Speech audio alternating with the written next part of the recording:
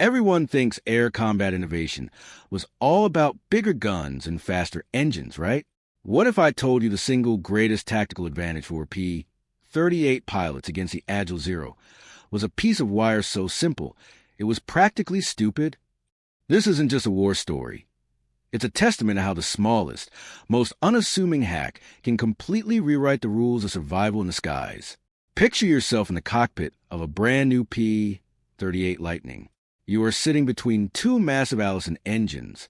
You have more firepower concentrated in your nose than any other fighter in the Pacific Theater. For 50 caliber machine guns and a 20mm cannon, all firing straight ahead with no convergence issues. You feel invincible. Then you meet the Mitsubishi A6M Zero for the first time, and everything you thought you knew about air combat dies in approximately 45 seconds. The year is 1942. American pilots are arriving in the Pacific with confidence bordering on arrogance. They have been trained on the latest aircraft. They have read the manuals. They know their machines are technologically superior in almost every measurable way. More horsepower, more guns, more armor, more everything. What they do not have is any real understanding of what they are about to face. The Zero is a paradox wrapped in aluminum skin, so thin you could practically punch through it with your fist. It carries almost no armor. Its fuel tanks have no self-sealing capability. A single well-placed burst should turn it into a fireball. But here's the problem nobody warned these pilots about. You have to hit it first. And the Zero does not want to be hit. Japanese pilots had been perfecting their craft for years before Pearl Harbor. They had combat experience from China.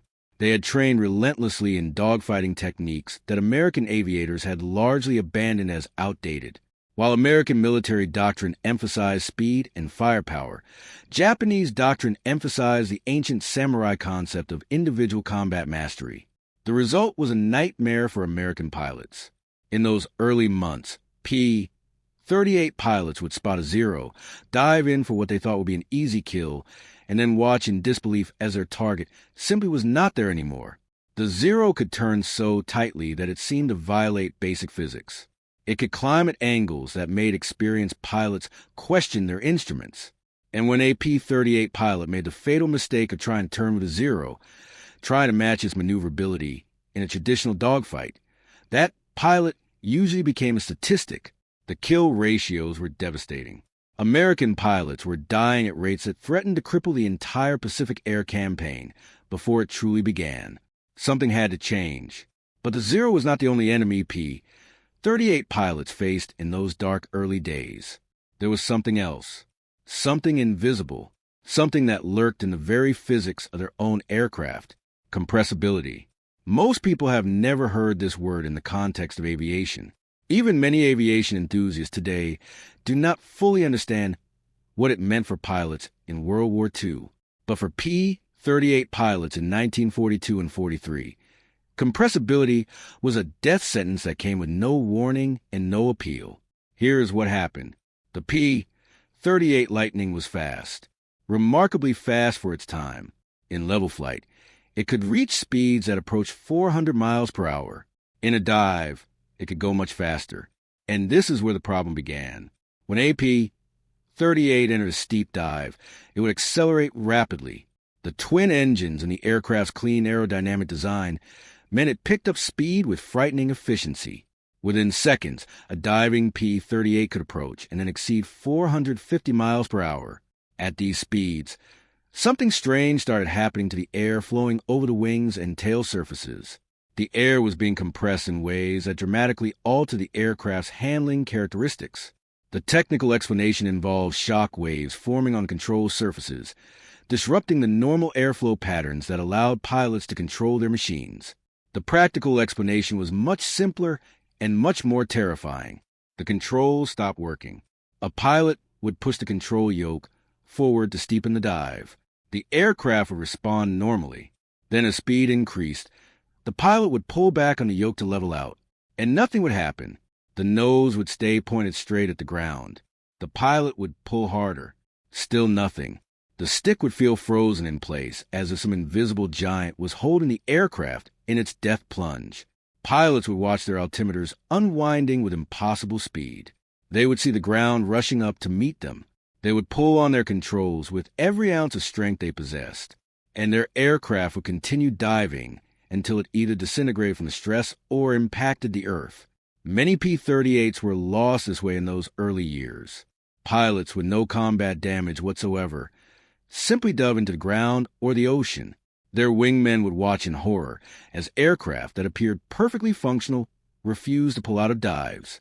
There were no mayday calls, no explanations, just smoking craters where American fighters used to be. The pilots who survived these encounters through sheer luck or quick thinking brought back terrifying reports. They described controls that went dead. They described feeling completely helpless as their aircraft tried to kill them. They described barely recovering by reducing throttle and using trim tabs and sometimes just praying. Lockheed engineers were baffled at first. The P-38 performed beautifully in wind tunnel tests. It met all design specifications. On paper, there was no reason for these fatal dive characteristics. But pilots were dying, and the numbers did not lie. The investigation that followed would eventually lead to one of the most elegant solutions in aviation history. But that solution took time. And while engineers studied and debated and tested, pilots continued to die. The solution, when it finally came, was almost embarrassingly simple. Dive flaps, not some revolutionary new wing design, not a complete redesign of the tail surfaces, not a supercomputer calculating optimal dive angles, just small metal flaps mounted under each wing, connected to the cockpit by a simple cable and pulley system, a piece of wire. When Lockheed engineers finally understood the compressibility problem, they realized that the solution was not about making the P-38 stronger or giving pilots more control authority. The solution was about changing the airflow pattern before it could form those deadly shock waves. The dive flaps worked like this. When a pilot began a high-speed dive, he would deploy the flaps using a simple cockpit lever. The flaps would extend downward just a few inches into the airstream beneath the wings. This tiny change disrupted the smooth airflow that was causing the shock waves to form. The turbulent air created by the flaps prevented the compression effects that were locking up the controls. With the dive flaps deployed, a P-38 could scream down from high altitude at speeds exceeding 500 miles per hour and still pull out cleanly. The controls remained responsive. The aircraft obeyed its pilot. The invisible killer had been defeated. And here's the part that still amazes aviation historians to this day. The entire dive flap system weighed almost nothing. The installation required no major structural modifications. The cable and pulley mechanism was so simple that field mechanics could install it with basic tools. The cost was negligible compared to the multi-million-dollar investment each P-38 represented. A piece of wire and some sheet metal saved hundreds of lives and transformed the P-38 from a flawed aircraft into one of the most effective fighters of the war. But the dive flaps did something even more important than just solving the compressibility problem. They gave P-38 pilots a tactical weapon that the Zero could not counter. With the compressibility problem solved, American tacticians could finally develop combat doctrines that exploited the P-38's true strengths while avoiding the Zero's advantages. The strategy that emerged became known as boom and zoom. Here's how it worked. P-38 pilots would use their superior climb rate and high-altitude performance to position themselves above enemy formations. The turbo-supercharged Allison engines gave the Lightning excellent performance at altitudes where Japanese aircraft struggled. At 25,000 feet or higher, the P-38 was king. From this altitude advantage, P-38 pilots would select their targets carefully. They would identify a zero or formation of zeros below them. Then they would roll into a steep dive, using gravity to accelerate to speeds the Zero could never match. This is where the dive flaps became crucial. Without the flaps, pilots had to limit their dive angles and speeds to avoid the compressibility trap. This gave Zero pilots time to react, to turn, to evade. But with the flaps, P-38 pilots could dive nearly straight down, building speed that would have been suicidal just months earlier. The P-38 would scream down from above like a thunderbolt. The .450 calibers and the cannon would open fire in a concentrated stream of destruction. The pilot had perhaps 2 seconds of firing time as he flashed through the enemy formation. And then came the most important part. Instead of turning to re-engage, instead of slowing down a dogfight, the P-38 pilot would continue through and use all that dive speed to zoom climb back up to altitude. The diving attack would convert into a climbing extension that could carry the Lightning 3 or 4,000 feet straight up before it lost its energy advantage. By the time the P-38 leveled off, it was already above the enemy again, already setting up for another diving attack. The Zero pilots below were left turning in circles, unable to climb fast enough to reach their tormentor, unable to dive fast enough to catch him if he disengaged. Boom! Attack from above with overwhelming speed. Zoom! Escape upward before the enemy can respond. Repeat until the sky is empty. The boom and zoom tactics did more than just rack up kills. They fundamentally changed the psychological dynamic of Pacific air combat. Zero pilots had spent years conditioning themselves for a specific type of battle. They trained for turning fights. They practiced deflection, shooting at maneuvering targets. They developed almost supernatural reflexes for the horizontal dance of traditional dogfighting. And now none of that training mattered. Imagine being a Japanese pilot in 1944. You have hundreds of flight hours. You have shot down multiple American aircraft using your superior turning ability. You know exactly how to defeat enemies who try to fight on your terms. Then the P-38s arrive. They do not fight on your terms. They do not fight on any terms you recognize. They appear above you without warning, diving so fast your eyes can barely track them. They fire a single devastating burst. They are gone before you can complete your first turn. And when you try to follow them into a climb, your Zero wallows and stalls while the P-38 soars upward effortlessly. You cannot hit what you cannot catch. The psychological effect on Japanese pilots was profound. They began referring to the P-38 as the fork-tailed devil because of its distinctive twin-boom design. Captured documents revealed that Japanese aviation commanders were growing increasingly frustrated with their inability to counter the vertical tactics that American pilots were perfecting. Some Japanese pilots tried to adapt. They would fly at maximum altitude, hoping to deny the P-38s their height advantage. But the P-38's turbo superchargers gave it a ceiling that few Japanese aircraft could match. The Zeros that climbed highest found themselves struggling for power and maneuverability in the thin air, while the Lightnings remained comfortable and deadly. Other Japanese pilots tried to avoid combat entirely. When they spotted the distinctive twin-boom silhouette, they would dive for the deck, hoping to escape by flying low where they believed the P-38 would not follow. Sometimes this worked.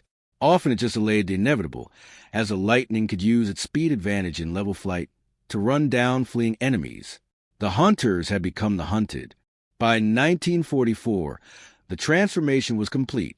P-38 pilots in the Pacific were achieving kill ratios that would have seemed impossible just 2 years earlier.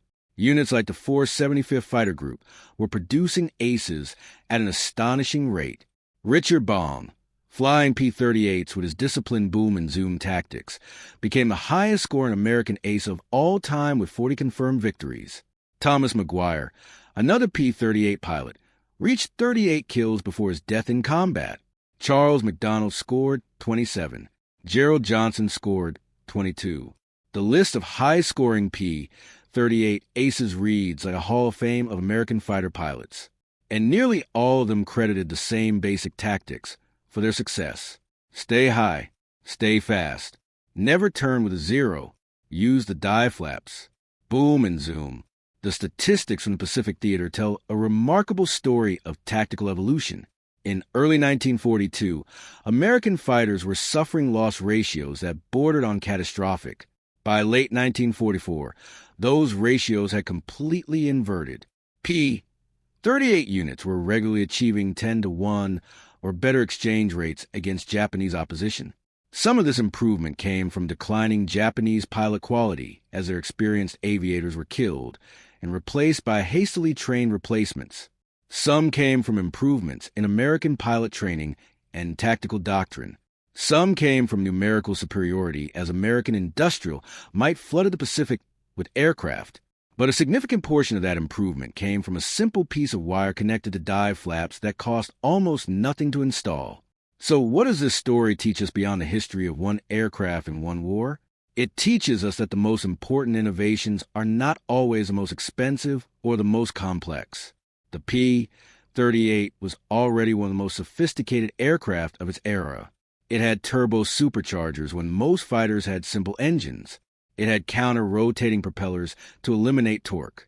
It had a concentrated nose armament that solved the convergence problems other fighters faced. But none of that mattered until a simple cable and flap system solved the compressibility problem that was killing pilots. The breakthrough was not about adding more technology. It was about understanding the real problem and finding the minimum effective solution. Lockheed could have spent years redesigning the entire tail section. They could have developed complex mechanical or hydraulic systems to augment pilot control inputs. They could have simply accepted the limitations and told pilots to avoid high-speed dives. Instead, they found a solution so elegant in its simplicity that it seems obvious in retrospect. A small flap to disrupt the airflow, a cable to operate it, nothing more. This pattern repeats throughout history. The most transformative solutions are often not the ones that require the most resources or the most brilliant engineering. They are the ones that correctly identified the core problem and addressed it directly. Today, the P-38 Lightning is remembered as one of the great fighters of World War II. Museums around the world display restored examples. Aviation enthusiasts study its unique design. Historians debate its place in the hierarchy of wartime aircraft. But few visitors to those museums notice the small flaps under the wings. Few enthusiasts think about the simple cable system that operates them. Few historians mention the compressibility crisis that nearly rendered the entire aircraft obsolete before it reached its potential. The fork-tailed devil earned its reputation through the courage and skill of the pilots who flew it. Men like Bong and McGuire and hundreds of others whose names are less famous, but whose sacrifices were equally real. These men adapted to impossible circumstances. They developed tactics that exploited their advantages and minimized their weaknesses. They turned near defeat into overwhelming victory. And they did it with help from a piece of wire that seemed too simple to matter. That is the myth we should bust wide open. Innovation does not have to be complicated. Solutions do not have to be expensive. Sometimes the thing that changes everything is hiding in plain sight, waiting for someone to recognize its potential. The next time you face an impossible problem, remember the P-38. Remember the dive flaps. Remember that the answer might not require revolution. Sometimes all it takes is a piece of wire.